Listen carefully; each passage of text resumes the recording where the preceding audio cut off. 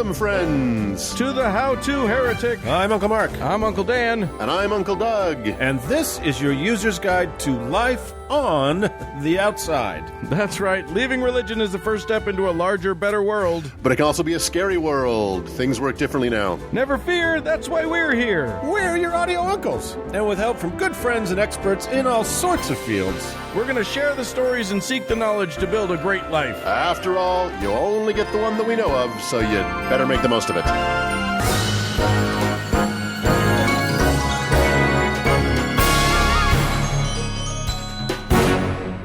Guys. Hello. Hello. What a week we have. What a show.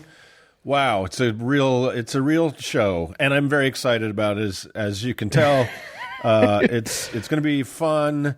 But I love this show. You're hesitating, but I'm having fun with this show. I like this week. It is just we always do stupid, but this is madly stupid. So I think it's actually one for the books. But before we jump into that, I wanted to say, just circling back to something, that Uncle Doug and I are at the moment in beautiful Victoria, British Columbia, and yes, indeed, enjoying watching the boats go by in the harbor. And this sleepy little Canadian town, if people remember, was the genesis of the Satanic Panic.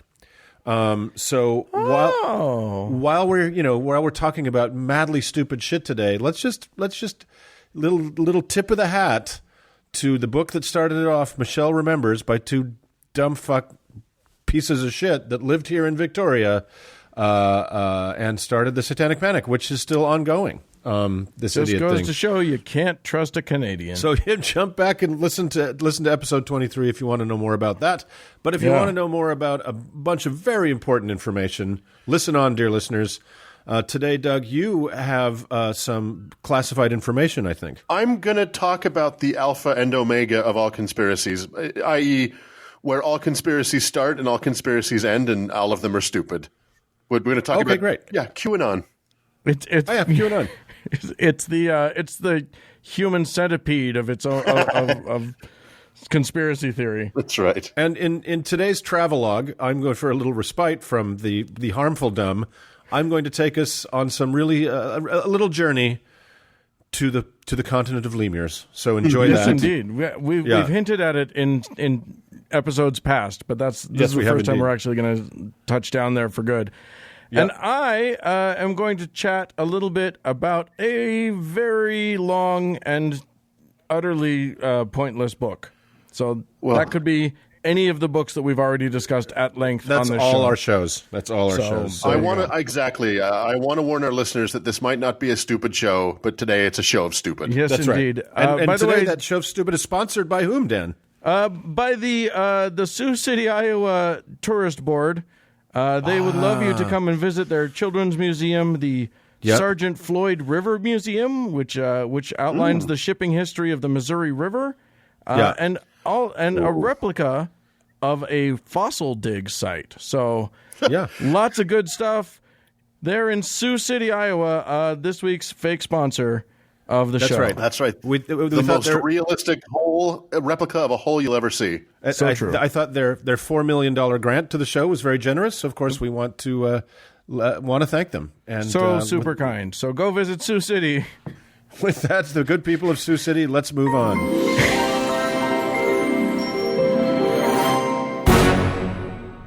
You know, Dan. Yes, sir. What we've proven, if anything, on this show is that we've proven nothing, of course. Except this, that everything is connected. Oh, right? yeah. And it all leads back to the Jews. It all leads back to the Jews. Doug, are we done here? That's exactly. Hey, moving on. Yeah, moving on. Yeah, and today we're going to be discussing a particularly nasty connective tissue between all things and the Jews. Ooh. Yeah. I mean, it's been our wont on this podcast to discuss various and sundry cults of varying levels of menace. And in many cases, such as the People's Temple in episode 5, or the Branch Davidians in episode 80, Heaven's Gate in episode 61, or the Movement for the Restoration of the Ten Commandments of God in episode 31, the cults we're discussing have come they were the banana beer people. That's right. And many of these cults have come to a calamitous and all too often violent end. But this might be the first time we've ever kind of witnessed the birth of a cult, or at least talked about it on our show. And make no mistake, what we're discussing today is most definitely a cult. One that is not even as old as this podcast. Right. Yeah. Nevertheless, is growing in popularity and stupidity as we speak. It might seem like a political movement, but it's a cult. Today, we'll be talking about QAnon. Yeah. Oh, God. It has probably infected someone you know and love. Yeah. Yeah. And boy, this one, for those of you lucky enough to have never heard of QAnon, you live a better life than I do. Turn it off now. Yeah, Just turn off the show right now. Right. It's about to get terrible. Come back in about 20 minutes. It's going to be really fun. Exactly. Yeah. Basically, QAnon is what your nutty conservative uncle would have to believe if he thought The Matrix was a documentary. It is a truly remarkable one-stop shop for crazy, encompassing nearly every conspiracy theory from the last 50 years, fueled by the internet and supercharged by the racism, misogyny, and paranoia of the Trump era. Guys, this might be the dumbest thing we've ever talked about on this show. It hardly seems possible, really, but I'll reserve judgment. Yeah. I've definitely seen some of the fruits of this thing, and That's maybe. a bold statement. I mean, when you think that we've never not talked about a dumb thing, it's pretty long odds. So, as proof of this claim, because I know I'm going to have a lot of skepticism out there, that this is both a cult and a dumb. Here is a clip that went viral from recently from a woman on Twitter describing her feelings about QAnon. Remember this moment. Please remember where you were and the circumstances. The very first time you ever asked, who or what is Q? And here's why.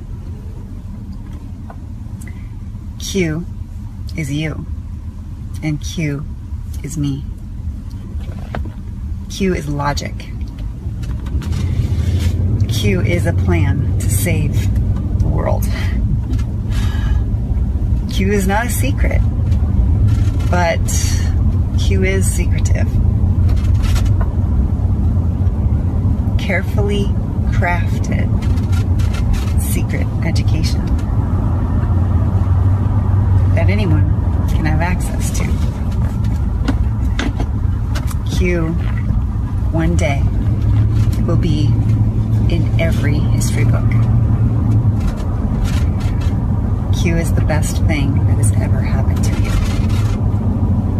So remember this moment permanently. Okay. Good God! I'm excited. Now I want to be a part of this. I feel like it's a movement. I feel like I'm in something special now. Everyone cannot have access to a secret thing. Then it's not a secret anymore. She said it's not a secret. It's secretive. Are you not paying attention? Jesus. I'm hurting. Well, I'll tell you what no one can have access to is that much Xanax. Yeah, she's particularly blank. I mean, that woman could rule any relief society in the state of Utah in 5 seconds flat. She is so vacant. And honestly, does that sound any saner than this quote from So I Married an Axe Murderer with Mike Myers playing Stuart McKenzie? Please forgive my inability to do a Scottish accent, even though I am in fact Scottish. Well, it's a well-known fact, Sonny Jim, that there's a secret society of the 5 wealthiest people in the world, known as the Pentaverate, who run everything in the world, including the newspapers, and meet triannually in a secret country mansion in Colorado known as the Meadows. Who's in the Pentaverate? The Queen, the Vatican, the Gettys, the Rothschilds, and Colonel Sanders before he went teats up. Ooh, I hated the Colonel with his wee beady eyes and that smug look on his face. Oh, you're going to buy my chicken? Ooh. Yeah. Yeah, well. What's amazing about that Mike Myers quote is that, A, it's so dead on. Like, it's just, other than the chicken thing, it's like exactly what a whole shit ton of people believe. Yep. Right now, as we speak. And as I was doing my research on this, that was echoing in my ear the entire time. So, let's dive in. Like all cults, there must be a specific set of circumstances to spawn, grow, and thrive. One being the gullibility and powerlessness of a particular population, And brother, in this regard, QAnon has hit pay dirt. What's amazing and terrifying about watching this cult grow is just how fast really bad and really stupid ideas can metastasize and crystallize into a belief system so impenetrable that many of our fellow citizens will die fully invested in it. Some will no doubt kill for it. Such is the nature of a decentralized internet-based cult. So, as we'll discuss, the origins of QAnon are murky, and given that you can basically shoehorn any conspiracy theory you want into it, then technically it's always been with us. But two foundational events that were the murder of Seth Rich back in July of 2016 and the Pizzagate conspiracy that evolved during the 2016 presidential election.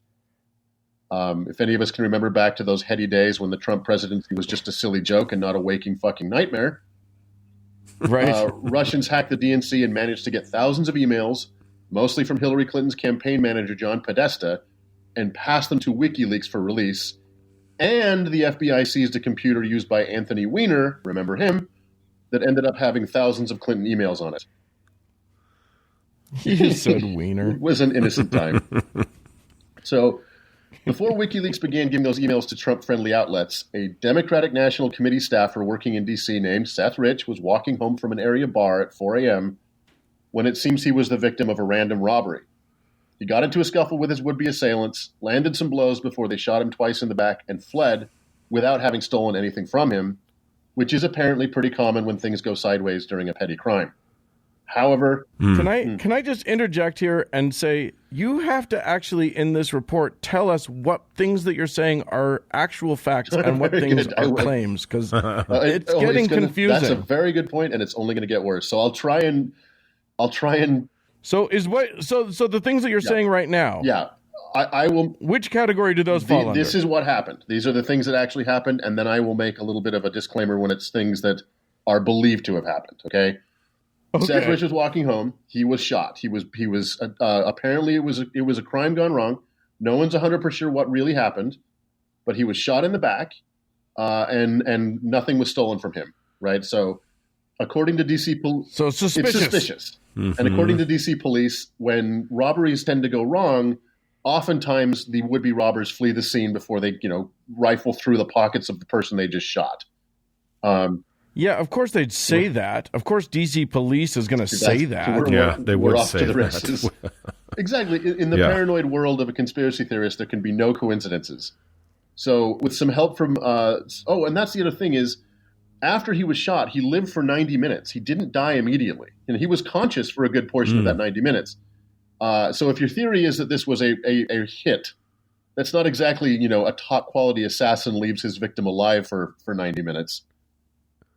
But no, that's not much of an assassin that's what at they all. want you to believe. So that's how they throw you off the scent. In comes Julian Assange of WikiLeaks with some cryptic and totally bullshit hints that Seth Rich was actually working with and for him, and that Hillary Clinton had him rubbed out because he was disillusioned with her crime wave and had been feeding her emails to WikiLeaks. So the fact, this is true, is that actually it was Russian hackers that hacked the emails and fed them to WikiLeaks, and that Seth Rich survived his shooting, making it not exactly seem like a Russian mafia or Hillary Clinton hit. So, but none of that would have any effect in slowing down what would become a major conspiracy on the right, no less than our best friend Sean Hannity would run with it on Fox News. Oh, that's right. Eventually, the story was so debunked that even Sean Hannity had to walk away from it. However, he made the claim that he was walking away because of the wishes from the Rich family, not because the conspiracy wasn't true. Right. Clear? Because what Sean Hannity was all about was respecting the wishes of the Rich family. That's right. That's something that is just a fact. He is very used to respecting the wishes of rich families. Yeah. So you do have a point. Maybe he got confused. It was a reflex. That leads us to the next bat in the belfry, supposedly buried in these emails that were stolen by WikiLeaks and on Anthony Weiner's computer, according to mouth breathers on 4chan, were coded messages about a child sex ring being run by Clinton and several other prominent Democrats and celebrities out of the basement of a pizza shop called Comet Ping Pong in a sleepy suburb of Washington, D.C. So, as stupid as this all sounds, and it sounds stupid, It exploded online and found prominent proponents from, among others, Alex Jones of InfoWars, our good friend. And this led to online and real-world harassment of Comet Ping Pong, its employees, bands that played there, customers, and even neighboring businesses. So, wow, these people are kind of freaky. And a guy with a gun showed up to kill them. That's right. Not to be outdone, one alt-right super douche named Edgar Madison Welch, motivated by a desire to free all the children being held in bondage, entered the pizzeria on December 4th, 2016, and fired 3 shots from an AR-15. His rescue efforts, however, were thwarted by the mere facts that there was no child sex ring. Comet Ping Pong, like the Alamo, does not have a basement, and Edgar Madison Welch is a moron. So although I have such sympathy for the guy, because when you believe it's like these people who believe in who the idiots who have just been talking about how they're going to pray away the hurricane that's coming to Florida. It's like you believe something and you've been told that it's true, and like I have sympathy for somebody who wants to take action against a pedophile sex ring. I would want to do that too. There is a little bit of that, right? Like you could say, okay, he really believed children were being held in bondage in a pizza shop, so he went to put an end to it. Here's the thing: he was surrendered to police. Nobody was hurt. He was arrested, but he hasn't even given up on that theory because the disappearance of the basement is only proof of how deep the conspiracy. Oh my God! Yeah, that's... See, I agree. I find this man pitiful. But my pity is tempered by the action he was attempting to take, right? He was about to go murder people. And just because he was too stupid to pull it off doesn't mean it's okay, right? It was, there was an intent. That's right. But the law enforcement wasn't doing anything. Don't you see? Nobody was nobody. Who's going to help the children? God damn it. And what's amazing is these are the same people, literally the same people who, when they see videotape after videotape of Donald Trump with Jeffrey Epstein at what are clearly pedophile parties, are like, meh.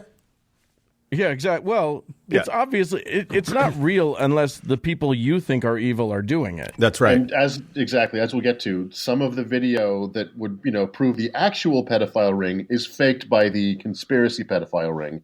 Naturally. So if you think this is as stupid as it can get, well, you have not been a regular listener of our podcast, and you'll please to be holding my beer. Exactly. Less than a year later, someone began posting on sites like 4chan under the moniker Q, claiming to be someone deep inside the government with, quote, Q-level clearance and access to all of the secrets. So, is Q-level clearance a real thing? It is a real thing, incidentally, but it's a clearance in the Department of Energy of all places. It's a So, where the real secret is that the head of the Department of Energy doesn't know what the Department of Energy does. That's exactly right. Exactly. That's the secret they're protecting. The identity of Q is a mystery, and at this point might be several people all vying for the title. Most likely it's some hacker or pranker that let things get a little bit out of hand. So strap in, because here comes the crazy train. Q claims that Donald Trump's entire life has been a deliberate plan to entrench him in the presidency at this time for a specific purpose. That's right, the marriages, the affairs, the bankruptcies was all subterfuge. Hillary Clinton, Barack Obama, George Soros. Yeah, George Soros. Yep, we've hit anti-Semitism already. That's the center box in the conspiracy theory bingo card if you're playing along at home. Yeah. Colonel Sanders, of course. Have been running a global child sex trafficking cabal. We're back to that. And are trying to execute a coup d'etat. And this is great, that Robert Mueller and Donald Trump, along with elements in the military, are actually working in concert to expose this cabal, stop the coup, and send all of these pedophiles to Guantanamo Bay. This is an event they call the Storm. Oh. Yes. So here's where we need. And the storm has supposed to have happened like 7 times already, right? All rapture predictions. It comes and goes. Yeah. But never dies. Yeah. So we need to diverge here a bit, because there's one part of this whole thing that is equal parts stupid, implausible, and unnerving. Q adherents are convinced that Trump is fully aware of Q's existence, some believing that he himself might be Q, and that he is because Donald Trump is texting out a secret satellite image of an exploded Iranian missile shows us anything. Donald Trump is amazing at keeping secrets. Well, not only that, but I bet money that Donald Trump doesn't know what his own clearance is. Exactly. No. Like he wouldn't know Q clearance. He doesn't know the levels of his own clearance. He doesn't know his children's stuff. names. He's never even gotten to Q in the alphabet. How would he fucking know that? So many of these adherents believe that he's signaling to them that he's aware of Q through hand gestures and coded language. Now, of course. Here's the fucking thing. That latter part might not be wrong. So this is where I'm going to veer off into my own conspiracy world. The term "the storm," for example, comes from a really weird event at the White House on October 5th, 2017, right around the time that Q had begun posting. Trump was hosting a group of military leaders. This is true. You can look at this video. He was hosting a group of military leaders and their wives when he called the press in for a photo op. And while flanked by uniformed military, the president made a circular gesture and asked the press, "Do you know what this represents? It could be the calm before the storm." When repeatedly asked what the fuck that meant, his only response was, "You'll see," while making an A-OK gesture. Okay.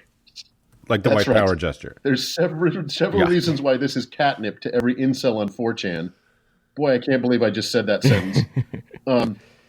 And equally as many explanations as to why this is probably just an innocuous thing.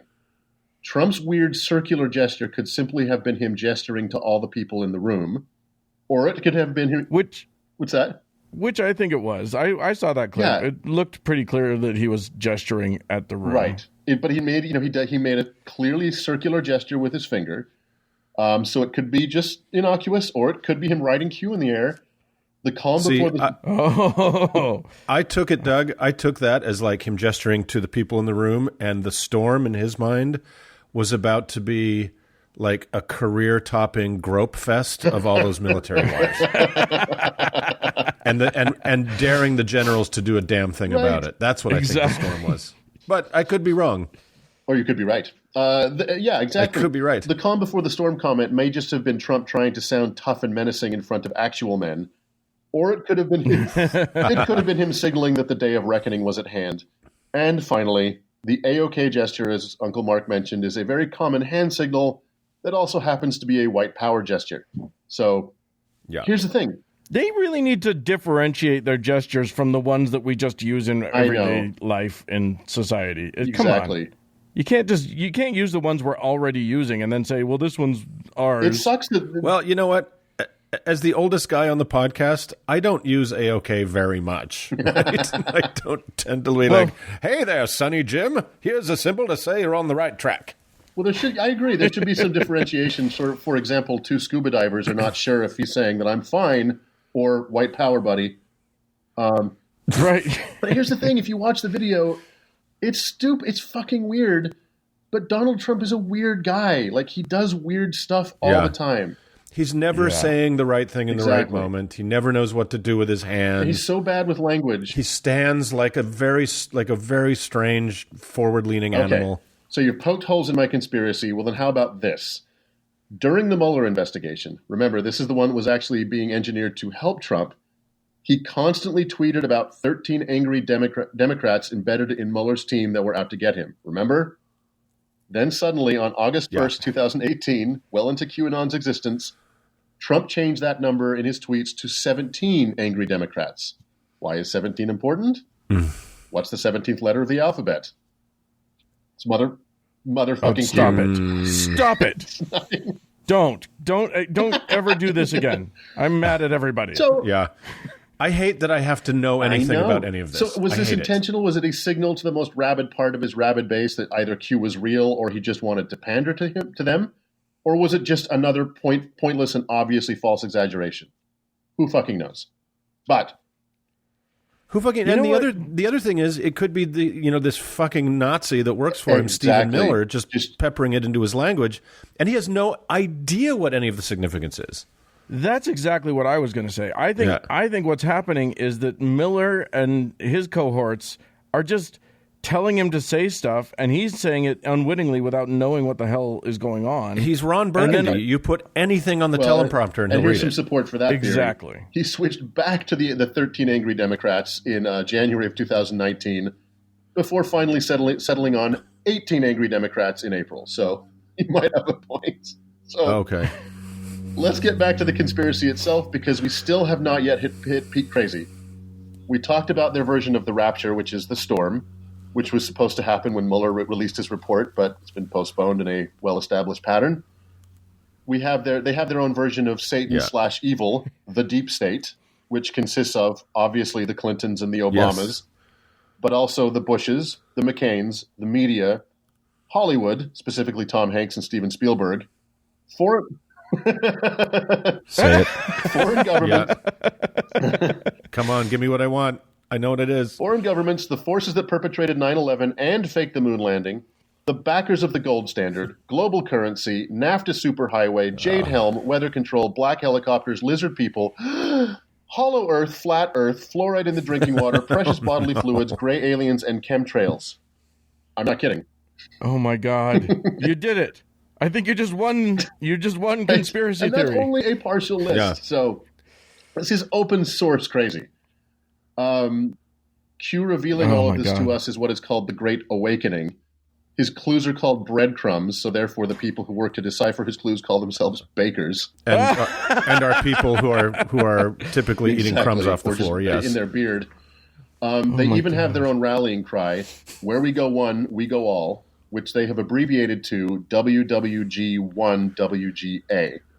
You will see this, along with giant Q, like the letter Q, at Trump rallies on posters, T-shirts, jewelry, keychains, bandanas, shit. I found pages of WWG1WGA and Q garbage on Amazon. Pages and pages of it. So here's the thing. Holy that line, where we go one, we go all, seems to have been lifted from the 1996 Jeff Bridges movie, White Squall. I'm not kidding. Oh, great. What? They couldn't come up with their own. That's an idiotic slogan as it is, but apparently they couldn't even come up with their own idiotic slogan. Wait, you're saying that it was the movie about all those shirtless boys stranded on a sailboat, basically a movie that was made just for me, is where the slogan comes from? That I'm part of Q? Guys. You are Q. We're outing you right now. Dial tone. We are not done yet. So in May of 2018, Michael Lewis Arthur Meyer, who is not, as it turns out, an Olympic sprinter and heir to a hot dog empire, but another crazed crackpot, that's crackpot spelled with a Q, patent pending, occupied a cement factory in Tucson for 9 days because of Q. In June... What? What? Who occupies a cement factory? How also did I not hear about this? In June of 2018, Matthew Philip Wright drove an armored truck onto the Hoover Dam and blocked traffic for 90 minutes, demanding the release of the OIG report into Hillary Clinton's emails because of Q. He was eventually captured without incident in March of 2019. Anthony Comello murdered Gambino family underboss Frank Cali because of Q. What? Claiming that I'm not making this up. Cali was part of the deep state, and Comello appeared in court later with Q scrawled on his palms.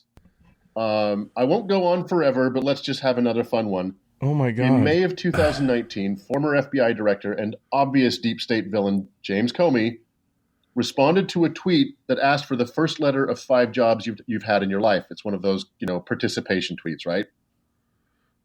Comey's tweet contained the letters GVCSF, which crackpots were able to decipher as Grass Valley Charter School Foundation, which is a real school in California.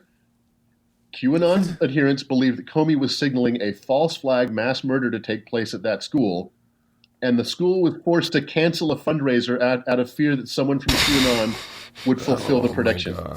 This is just a partial list. It goes on and on. Oh my God. We're so fucked. We're just so fucked. Of course. Did I mention that according to Q, all mass shootings, wars, natural disasters, and untimely deaths, and as Uncle Mark and I read this morning, the changing of the direction of a hurricane are all seen as part of a deep state plot. So all of this led the FBI to list QAnon-driven extremists as domestic terrorist threats earlier in 2019, which of course was seen by QAnon believers to be even more evidence of the deep state, and around we go. So that right. So that leads us to the breadcrumbs themselves, also called Q drops, which are. I love their language. I am having so much fun with all of their little codes and their little words and things. They're so adorable. Dumb, it's almost cute. Yeah. So the Q drops are fortune cookie-esque in their vagueness, seemingly written in some cryptic code and referring to events that either haven't happened yet or just happened. They are like short haikus. They're filled with links, random punctuation, and pointless capitalizations in the style of sovereign citizen license plates. Right. So here's a sampling of a few Q drops. These are real. Q before D. Coats before Deckless. The month of August is traditionally very hot. You have more than you know. Okay. What? 24-hour warning. Be vigilant. See something. Say something. Know your surroundings at all times. Okay. Wow. Dark to light. That's helpful. Hunters become the hunted. This is not another 4-year election. So it's so stupid. So there's nothing more to say about this fucking bullshit than what we've said already. But longtime listeners of this podcast know that it's my lifelong dream to start a cult that ultimately ends with me fleeing to Peru with a suitcase full of money. So since it seems easier than ever to start an internet cult, here are my first set of D drops in true haiku form. If listeners can crack the code, share them with your friends and family, spread the word, let the great disinslumbering begin. So here we go. Here we go. Like the sands through the glass, so are the days of our lives. Send your cash to Doug. A long time ago, in a distant galaxy, Daddy needs new shoes. And finally, skyrockets in flight, have some afternoon delight, send me your money. So if anyone out there can decipher those, please do so and get them online. Feel like it's impossible, but maybe if I just go to the right pizza place, I'll be able to sort it all out. The birth of D-Anon. But that's D not anon. Pubic. So that is just a toe dipped in the crazy train that is QAnon. Wow. Well, I think we're going to have much opportunity to continue talking about this in future episodes, since it's just, we're watching it take its first steps in real time, and aren't we fucking lucky? Yeah, it's like an adorable baby that we're finally getting to see grow up into an awkward and ugly absolutely moronic child. It's like a little toddler with a loaded moronic toddler. Gun. Absolutely. Yeah, which is America. All right, guys. Well, if we've established enough OPSEC to finish up here, let's move on.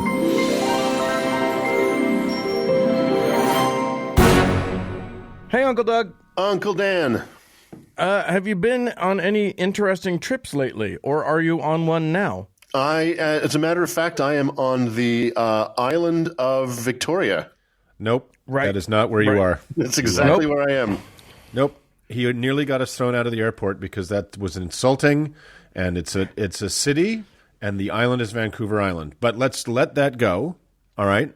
I flashed my American passport, and everything was fine. I thought you were going to say you flashed something else, and that was going to be worrisome. I had it locked and loaded, but I didn't have to use it. Well, I sense Doug definitely needs a little bit of a geography lesson. Clearly, I have one today, guys. Oh, hurrah! Yeah, and it's one we've talked a bit about before. So let me get into it.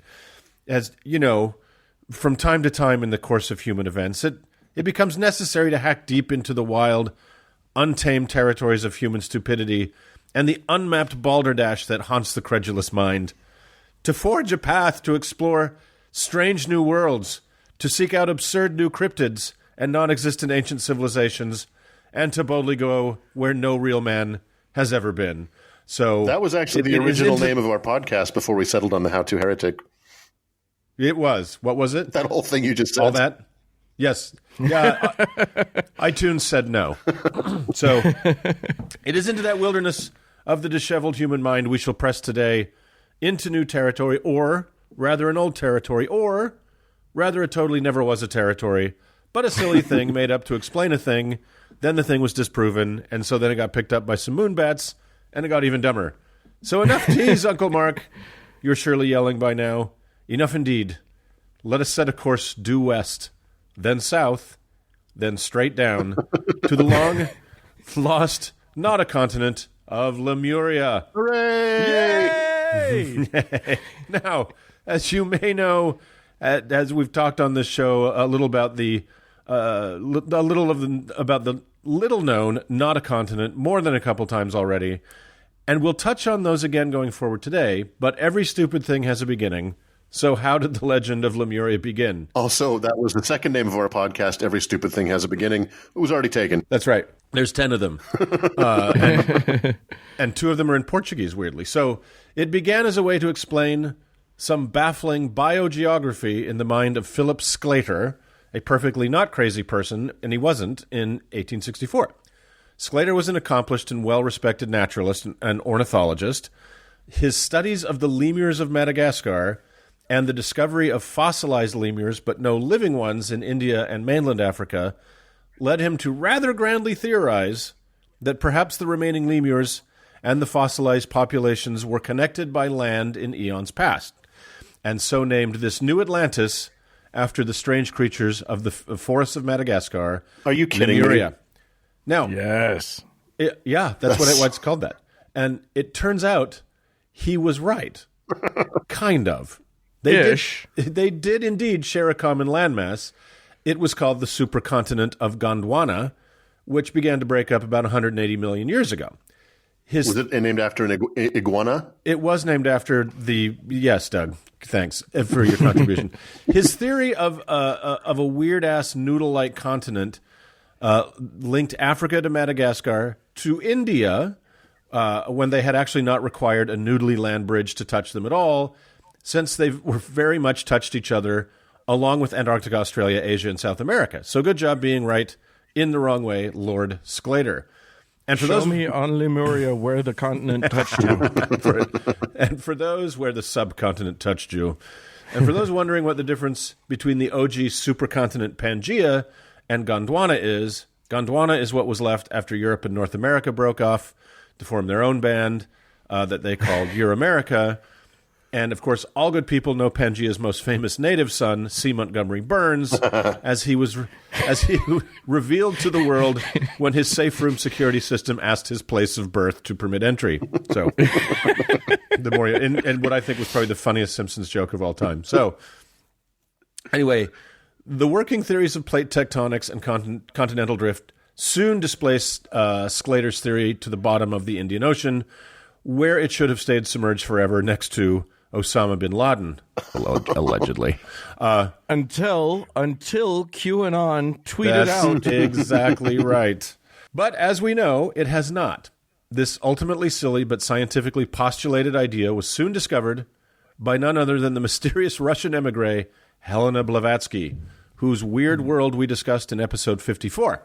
Blavatsky was riding the same late 19th century wave of spiritualist fervor that swept along other such luminaries we've discussed as Aleister Crowley, and of course Russia's greatest love machine, Rasputin.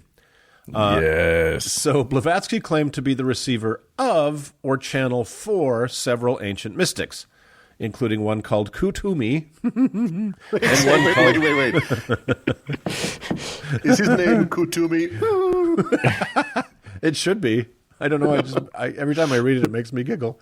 And one called Mahatmas, who told her about the root races that occupied the planet in pre-human times, one of which, the Lemurians, as luck would have it, lived on the long-lost noodle continent, Lemuria. As we all know, according to Blavatsky, the eponymous inhabitants of the lost continent were around 7 feet tall, right, which is a little taller than Mormon moon Quakers, for those not keeping track at home. and they were egg-laying and mentally underdeveloped. That's what we've been missing from the fossil record, is the egg-laying humans. Yes, the egg poopers. And because it's impossible to ever talk about any religious belief without some startling level of racism, Blavatsky also expounded on how Australian Aboriginal people were the descendants of these feeble-minded, oviparous people, but only after they further polluted their dim-witted gene pool with the regular practice of bestiality. Isn't that nice? Right, of course. Yeah. Nicer still, as further proof that bad ideas can only get worse, this garbage was picked up by Australian white racial nationalists and leaked all over the literature of the time as a justification for and as a balm for whatever pangs of consciousness white Australians might be feeling for the decimation and brutality carried out on the continent's original inhabitants. Nobody tells Stephen Miller about this. Oh, fuck, right? So our friend Helena Blavatsky had some weird ideas about races and sunken continents. She also believed her masters on the other side of the veil had once lived as pets for higher beings that lived on the moon, where they were eventually killed in an attack by furry moon crocodiles. So yeah, if it gets back to the moon, I'm always going to be happy every single time. You're not going to disappoint me if you get to the moon. Clearly, we should take what this woman has to say to the moon bank. But our friend Blavatsky was hardly the only medium in touch with the other side who had something to say about the soggy continent that wasn't.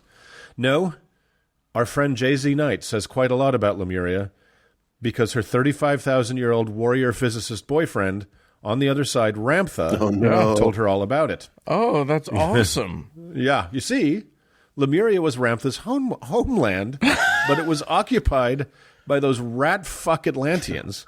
So at the tender age of 14, he led an army of 2.6 million warriors.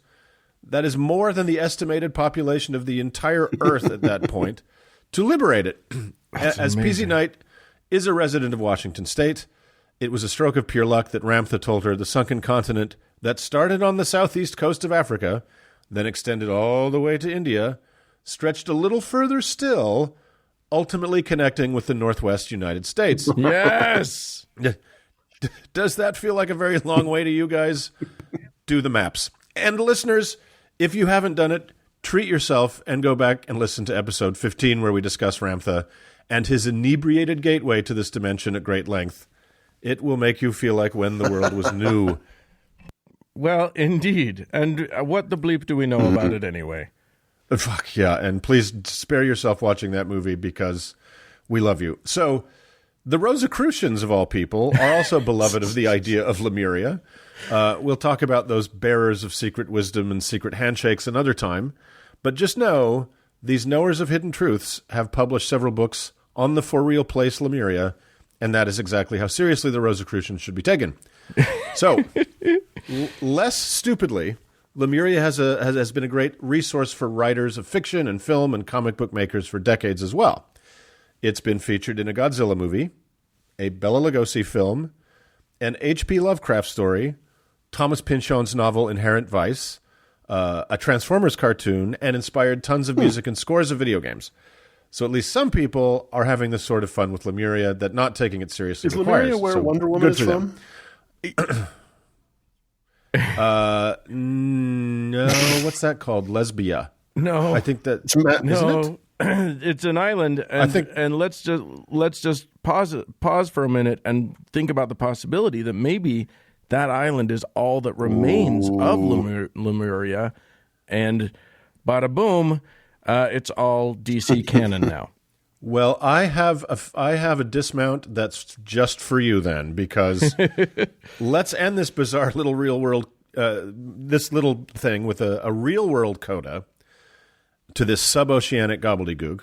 There is a tiny little grouping of islands that are very remote in the Indian Ocean. This archipelago of 1,000 tiny islands and medium-sized islands is called the British Indian Ocean Territory.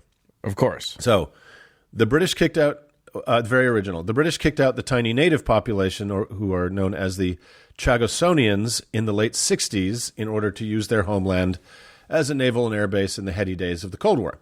So, from the mighty empire that once controlled half the world, this little place, the Falklands, Bermuda, and something called Rockall are about all that's left of their once giant overseas territories.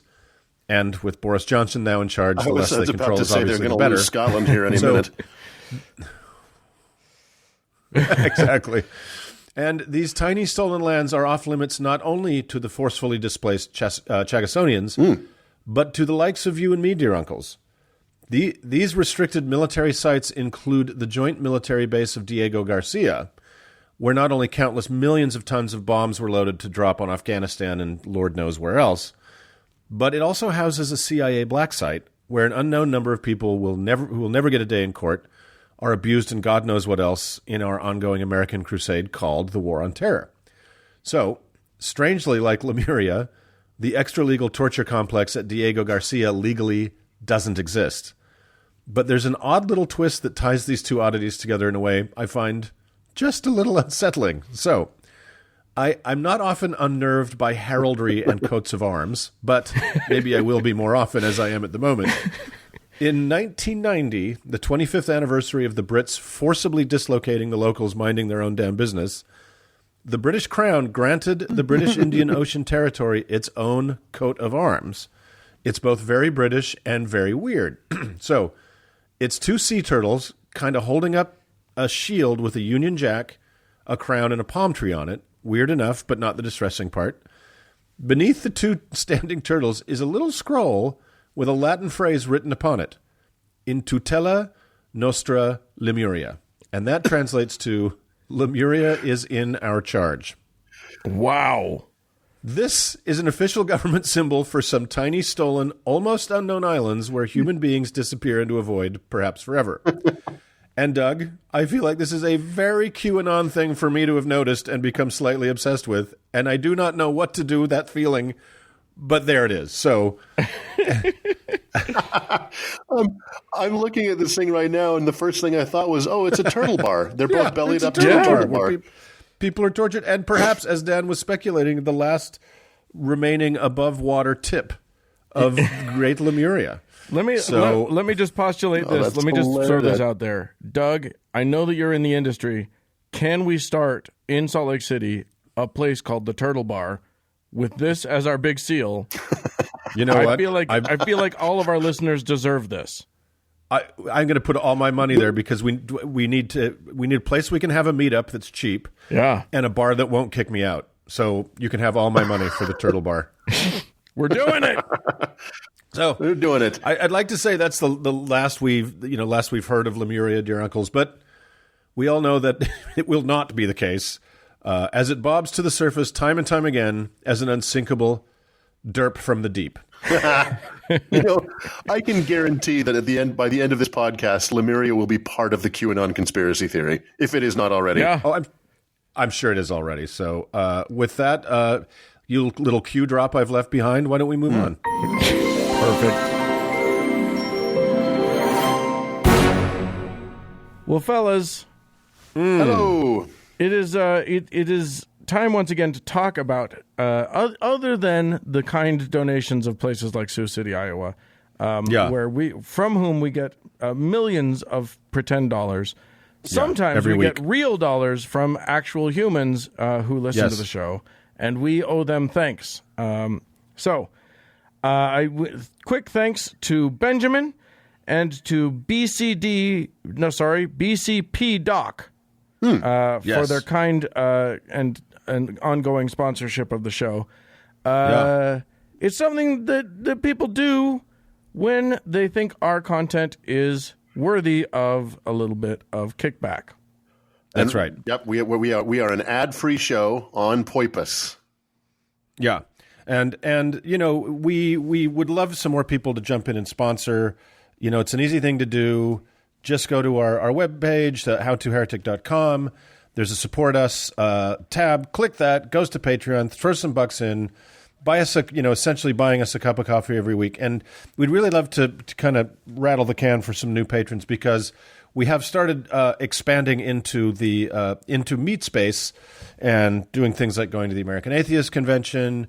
We want to do more meetups. We want to go to more of these places where we can meet other atheists and exciting, strange religious people. So help us out and help it grow. We really could use the support, and we would really appreciate it. And if you can't afford that, or if you can, but you still want to keep helping, we just hit a fun milestone on iTunes, which was 500 5-star reviews. But you're nobody until you hit 1,000. So everybody go on there, click the 5 stars. No 4 stars allowed. No 3, no 2, no 1. That's all just bullshit. Get all out there and give us all of the stars, and we'll love you for it. Indeed. Yep. All right, let's move on.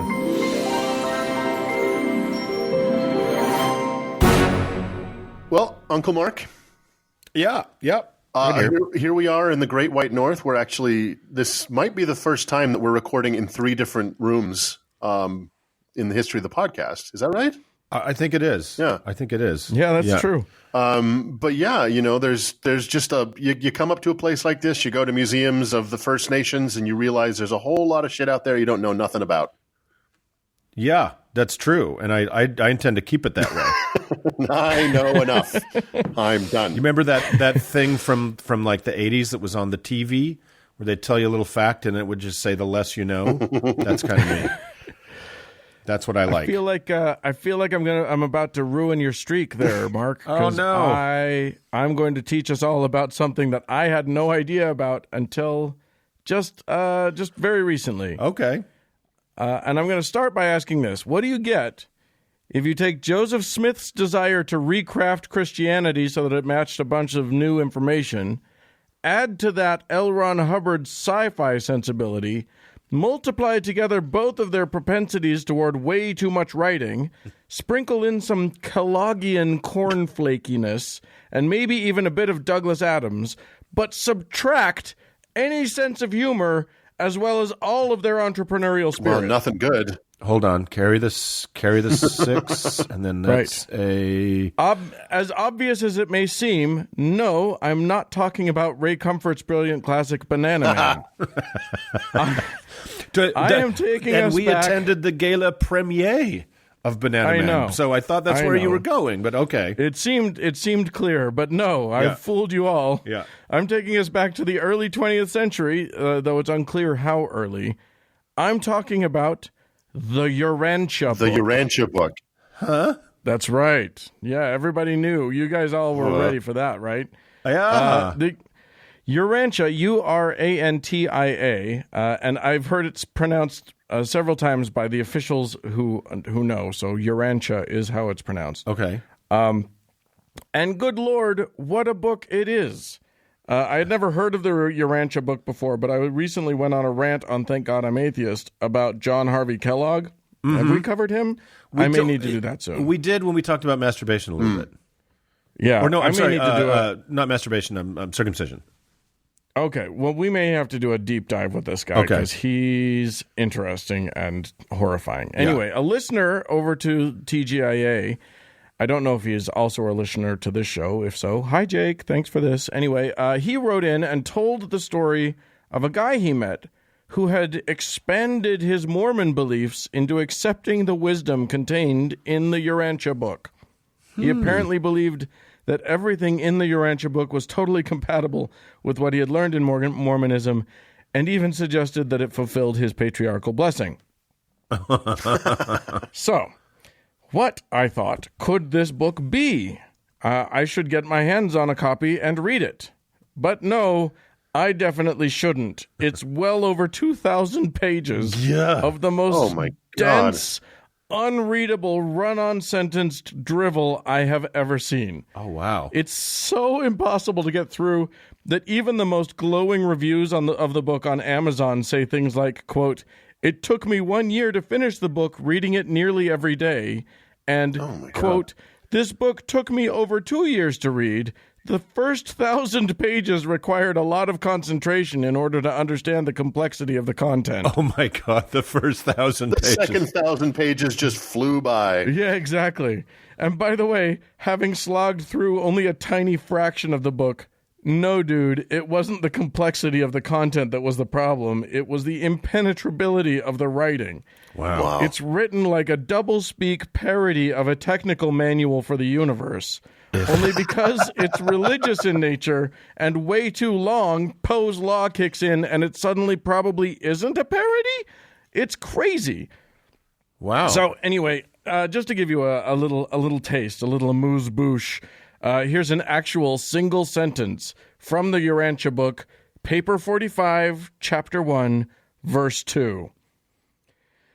Although the you can't even do it.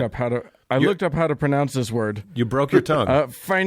Although the finaliters and their structures are not ordinarily perceptible to Urantia vision, you will be more than thrilled from time to time with the energy transformers. When the energy transformers and the Urantia-powered supervisors enable you momentarily to glimpse these high-spirit personalities who have actually completed the Paradise Ascension and who have returned to the very worlds where you are beginning this long journey as the pledge of assurance that you may and can complete the stupendous undertaking.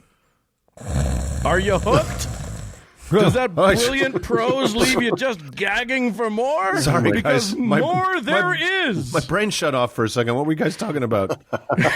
That's like a kill switch for my brain. On the upside, I just programmed my VCR because of that. Indeed.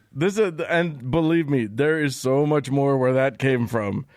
But before I get into the content of the book, where did it come from? Yeah. Who wrote it? What is its purpose? To answer that, I need to introduce you to Dr. William Samuel Sadler. Born in Indiana in 1875, Sadler was not formally educated as a child. Nevertheless, he was a big reader and apparently became a skilled public speaker at a young age, which, why would a young person need to become a public speaker? To whom was he publicly speaking? I don't know. About what? Thanks, Wikipedia. Yeah. So there you go. I don't know. I don't have any answers to that. However, when he was about 13, his dad converted to Seventh-day Adventism, and young William became devoutly religious. This led the young whippersnapper to the next year to move out to Battle Creek, Michigan, where he went to work for fellow Adventist Dr. John Harvey Kellogg at his Battle Creek Sanitarium and Anti-Masturbation House of Butthole-related terrors. But that's a story for another time. Hey, do you have an address? Do you have an address for that? Also a version of the name of this podcast. Yeah. Yes, indeed. Yes, indeed. Sadler graduated from Battle Creek College at around 19 or 20 and went to work for Kellogg's brother, Will Keith Kellogg, as, big scare quotes here, health food salesman. Guess what the big breakthrough health food was? Cornflakes. Anyone? It was indeed cornflakes. Yes. Okay, so anyway, right? It's a kind of no. It's a kind of cornflake. These are religious vegetarians here. We're not going to do any. I don't know. Is hardtack meat? It sounds like meat. I don't know what hardtack is. Is it candy? Hardtack is like a Civil War era. No, it's like I think it's like packed corn or something like that. Hold on. Yeah, you're packed corn, and I don't care. It's a kind of biscuit or cracker made from flour, water, and sometimes salt. Inexpensive and long-lasting. Sounds good. It's a cornflake. It's like a cornflake. It's cornflakes. Yeah. You were right. It is hardtack. Yeah. It's soft tack. Yeah. Anyway, Sadler graduated from the Battle Creek College. I already said that. He went on a little while later to marry a Kellogg niece named Lena Kellogg. I was sure she was going to be frosted mini wheat, and that was going to be the whole. That's their kid. Yeah, okay. No, just kidding. And by the way, they did have some kids, but after the loss of their first child at 10 months after his birth, they both decided to go to medical school and become doctors, which they did. Sadler also spent a year studying psychiatry with Sigmund Freud, and that became his main practice. He's actually a pretty interesting character. Yeah. He was religious, but became disenchanted with Adventism after John Kellogg was excommunicated for squaring off against their founder and prophet, Ellen White. He was into science, a big proponent of eugenics, but who wasn't at that time, and absolutely condemned all manner of popular spiritualism, even writing a book called The Mind at Mischief, in which he exposed the fraudulent techniques of mediums and talked about the self-deception that led to psychic claims. Wow. So that's interesting.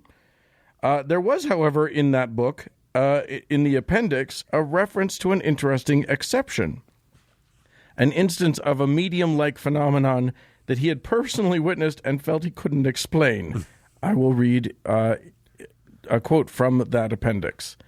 Quote, I was brought in contact with it being the guy that was apparently part of this phenomenon, in the summer of 1911, and I have had it under my observation more or less ever since, having been present at probably 250 of the night sessions. That is not a sexy thing. Many of which have been attended by a stenographer who made voluminous notes. A thorough study of this case has convinced me that it is not one of ordinary trance. This man is utterly unconscious, wholly oblivious to what takes place, and, unless told it subsequently, never knows that he has been used as a sort of clearinghouse for the coming and going of alleged extraplanetary personalities. And Why so not? we have the origin of the Urantia Book. I don't think we should put this show out today, guys. It's too fucked up. The whole thing. There's no resting point in any of it. It's just so stupid. No, it's delightful. Here we're going to go on. This is the origin of the Urantia, dictated to Sadler and to some others by extraterrestrial beings through the mouth of a sleeping psychiatry patient. Can you get more exciting than that? Yeah. In 1923, Sadler convened a group of friends, former patients, yikes, and colleagues as a sort of philosophy and religion study group. He then quickly made them aware of his new alien friends, and together they brainstormed up hundreds of questions to ask. Okay. The result was a series of, quote, papers about the origin of the universe, well, universes, who what God is, who what Jesus is, and so much stuff about the government agencies and administrational bodies that coordinate it all. It's oh, my God. Amazing. Really? Like the bureaucracy. God. It is all about the universe's bureaucracy, or the bureaucracy of the many universes, I should say. Yeah. Well, that's interesting reading, obviously. Obviously. Yeah. I don't know how this wasn't written by Douglas Adams, but apparently it wasn't. Anyway, Urantia, by the way, is what the Universal Administrators call our planet. That's right. That's where we live. And this book is basically a space eye view of our place in the cosmos. It's a sci-fi themed biblical extended universe fanfic written by a super nerd with no sense of making anything palatable for the reader. Wow. It can be, however, very entertaining in short chunks. I'll give you such a chunk now. Okay. Buckle up. As far as the Paradise Trinity is concerned, outside Havona, there are just 7 inhabited universes. The 7 super universes which hold jurisdiction over the circle of the first post-Havana space level. The first post-Havana creation was divided into 7 stupendous segments, and the headquarters worlds of these super universe governments were designed and constructed. Yeah. Fantastic. It is 100% Hitchhiker's Guide, but you're supposed to take it seriously. Yeah. But not funny. Yeah, exactly.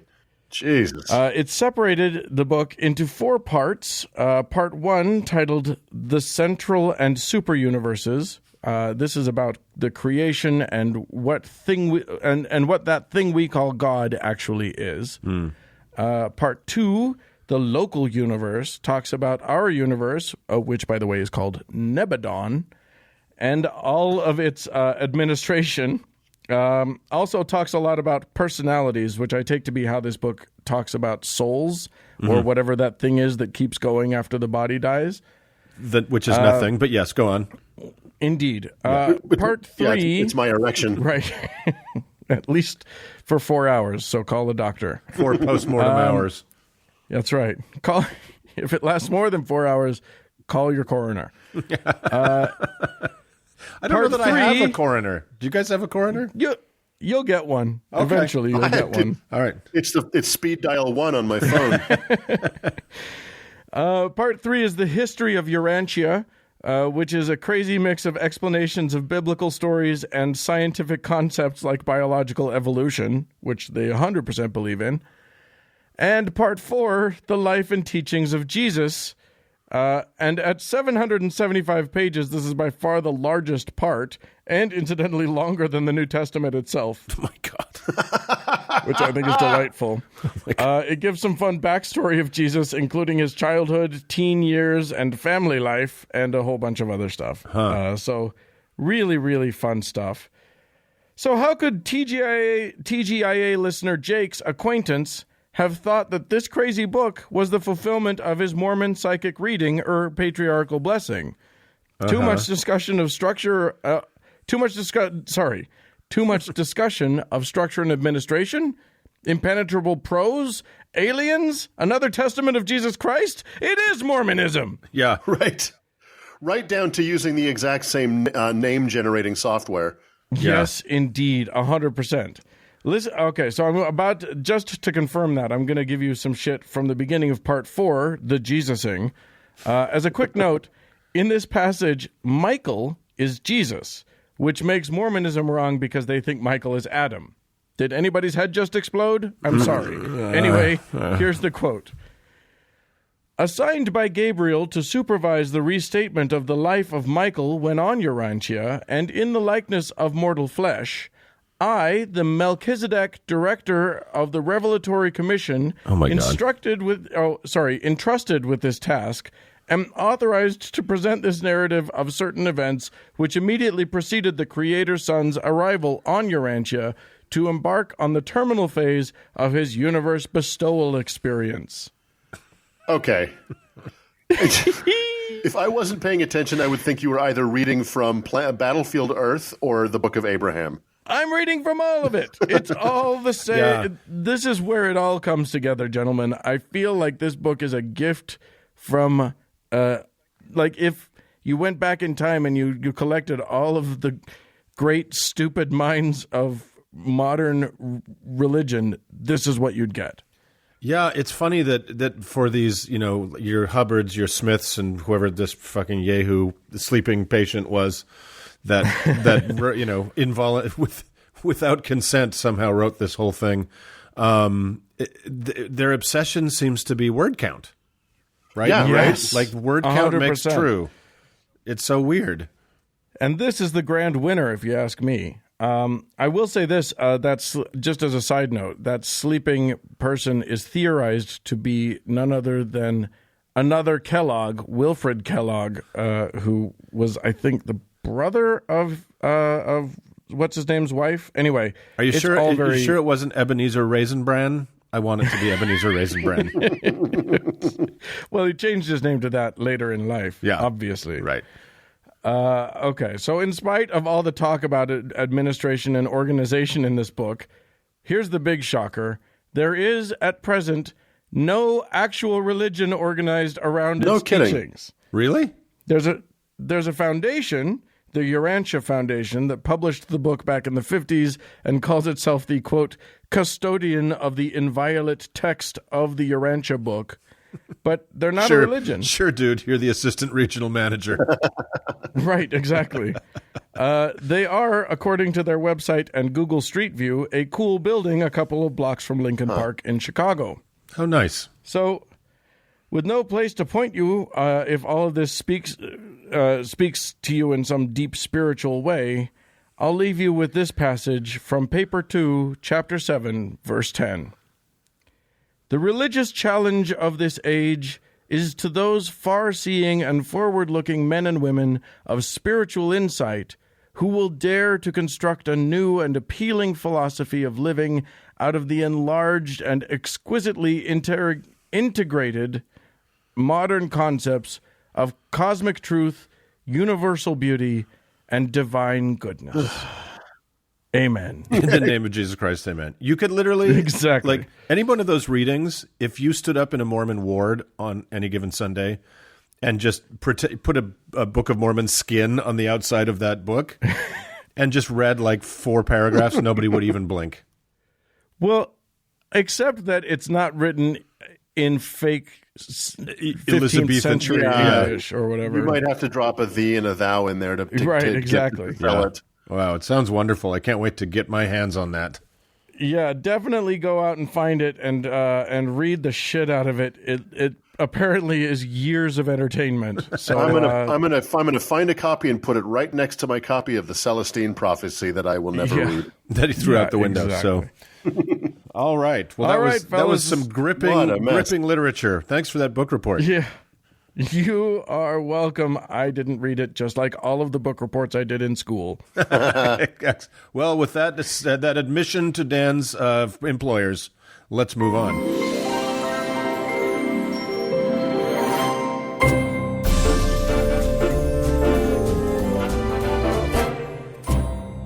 Well, friends, that is it for this week's show. Hey, we'd love to hear from you. If you have any pet lemurs around, send us an email at howtoheretic.com. Or if you are QAnon and want to talk about all this bullshit, you can not leave us a voicemail at 903-88-HOW-TO, which is 903-884-6986.